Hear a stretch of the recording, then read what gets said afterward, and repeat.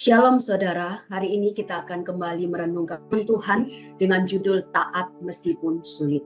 Saudara, kisah Abraham adalah sebuah kisah yang luar biasa.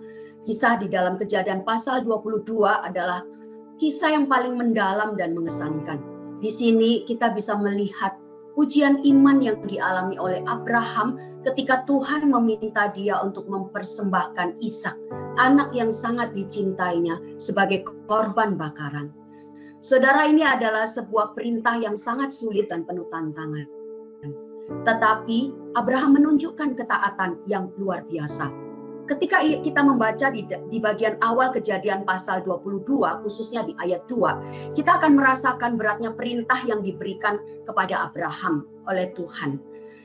Tuhan memanggil dan berkata kepada Abraham di ayat 2, ambillah anakmu yang tunggal dan kau kasihi, yaitu Ishak, dan pergilah ke tanah Moria dan persembahkanlah dia di sana sebagai korban bakaran.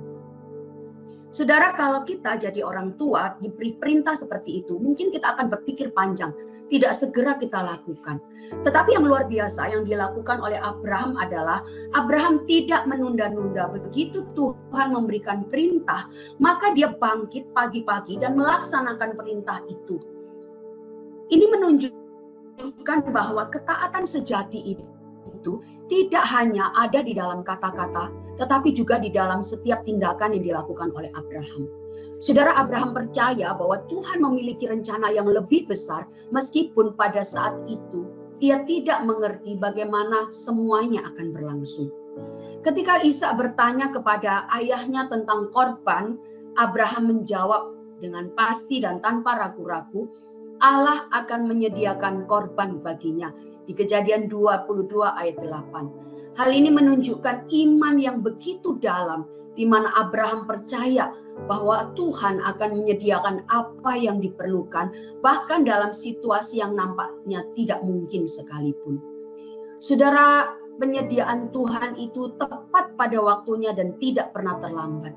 Saat Abraham bersiap untuk melakukan apa yang diperintahkan oleh Tuhan, Tuhan memanggilnya dan menghentikan Abraham. Dia melihat domba yang terjebak di semak-semak dan mempersembahkan domba itu sebagai pengganti Ishak, anaknya.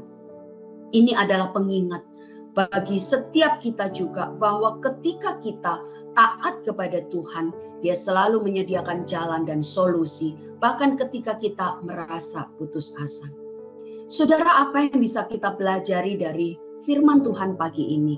Kita seringkali dihadapkan pada situasi yang sulit dan keputusan yang menantang, bukan? Kita seringkali ragu dan bingung. Tetapi taat kepada Tuhan dalam kondisi seperti itu taat pada Tuhan dalam kondisi seperti itu tidaklah mudah.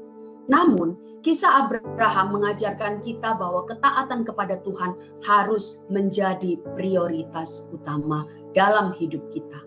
Ketaatan kita tidak hanya membuktikan iman kita, tetapi juga membuka pintu bagi Tuhan untuk bekerja dengan cara yang mungkin tidak kita duga.